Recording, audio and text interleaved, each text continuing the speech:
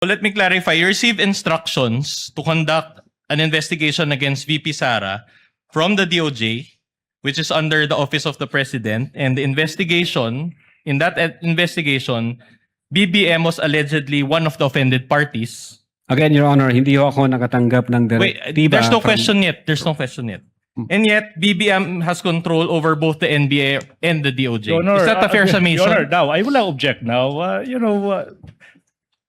Ask and answer. Same point, Your Honor, please. Many times over, control of the President over the DOJ, control of the DOJ over the NBI. Ask and answer All right. many times over. Considering the structure involving the NBI, the DOJ, and the Office of the President, don't you think that there was bias against VP Sara? Ooh. I will allow that. We I will not object, Your Honor. Your Honor, Counsel again, our- kindly wait for the presiding officer to recognize you. Do you know what motu proprio means? yes, Your Honor. Motu proprio means on your own or out of your own initiative, correct? Yes, sir. Sa madaling salita, voluntary. Not really, sir. Not really. Wala nag-utos. Under the law, we acted based on the law, sir. Because it is our primary jurisdiction to undertake investigation should there be a threat against the security or assault against the person of the President, the Vice President, the Senate President, the Speaker of the House, and the Chief Justice. Very well. Now, my question is this. Insofar as this case is concerned, did the NBI conduct an investigation motu proprio? Yes, Your Honor. The fact, kanino ho, Your Honor, yung sinatanong nyo? Conduct an investigation, kanino po? Insofar as this case is concerned, did you conduct a case motu proprio? Your Honor, the NBI conducted an investigation motu proprio on November 23, 2024. And on that same date, Your Honor, the Department of Justice directed the NBI to conduct an investigation on the matter. So, partly motu proprio, partly directed by the DOJ. Is that what you're saying? No, Your Honor. No, Your Honor. With or without the directive from the DOJ, the NBI has primary jurisdiction on that case, and therefore we can investigate on that particular case. sir. Yeah, but a while ago, during your direct examination, you admitted that the DOJ secretary directed you, correct? During that day, yes, sir. After na ma-instruct ako ng direktor na mag-imbestiga, then thereafter, the Department of Justice directed the NBI na mag-conduct ng investigation. And did you follow that directive? Well, it's the Department of Justice. Why should not I follow, sir? Aren't you an independent body?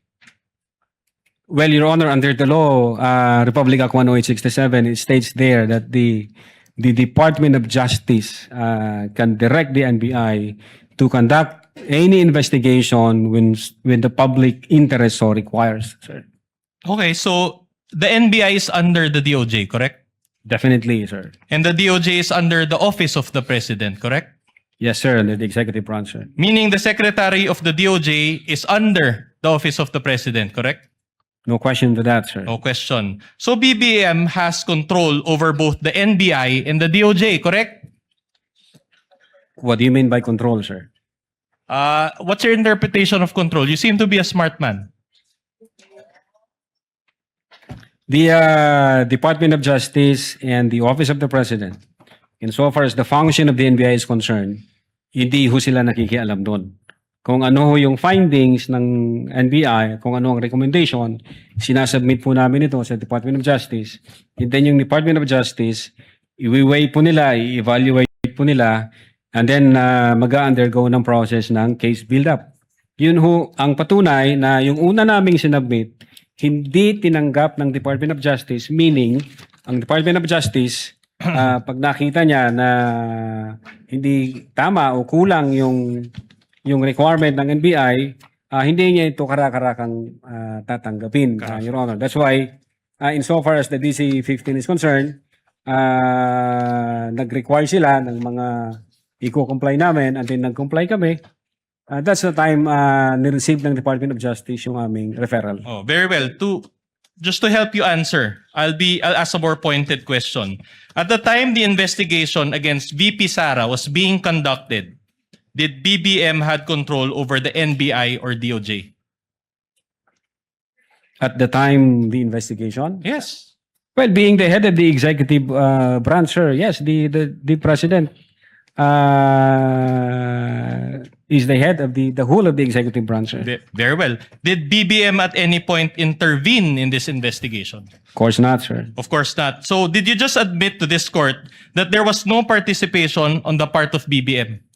Again, the purpose of the submission of the affidavit is No, for the preliminary question is investigation, sir. Witness answer. Can we ask Your Honor Allow the that witness to answer. Witness is in the process. The purpose of the referral that we submitted to the Department of Justice is for the purpose of preliminary investigation, which under the new rules of the NPS, pwede ho ang law enforcement agency na mag-submit ng complaint affidavit kahit wala yung affidavit ng complainant for purposes of preliminary investigation. So the complaint from the president is not an indispensable requirement insofar as the preliminary investigation is concerned by the DOJ, sir.